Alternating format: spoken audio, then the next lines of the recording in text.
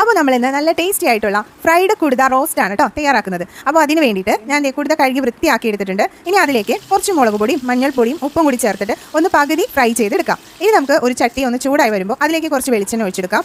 വെളിച്ചെണ്ണ ചൂടായതിനു ശേഷം നമുക്ക് 2 മണി ഉലുവ ഒന്ന് പൊട്ടിച്ചു കൊടുത്തിട്ട് അതിലേക്ക് ചുവന്നുള്ളിയും പച്ചമുളകും വെളുത്തുള്ളിയും ഇഞ്ചിയും ചതച്ചത് ചേർത്തിട്ട് നന്നായിട്ടൊന്ന് വഴറ്റിയെടുക്കാം. അപ്പോൾ ഇതിനാവശ്യമായിട്ടുള്ള ഉപ്പും കൂടി ഇതിലേക്ക് ചേർത്ത് കൊടുക്കാം. നമ്മൾ ഫിഷ് ഫ്രൈ ചെയ്യുന്ന സമയത്ത് അതിൽ ഉപ്പ് ചേർത്തിട്ടുണ്ട്. അപ്പോൾ ജസ്റ്റ് ഇതൊന്ന് വാടി കിട്ടാൻ പാകത്തിന് മാത്രം ഉപ്പ് ചേർത്താൽ മതി കേട്ടോ. അപ്പോൾ ഇത് നന്നായിട്ടൊന്ന് വാടി കിട്ടിയതിന് ശേഷം നമുക്കതിലേക്ക് തക്കാളിയും പിന്നെ വേപ്പിലയും കൂടി ചേർത്ത് കൊടുക്കാം കേട്ടോ.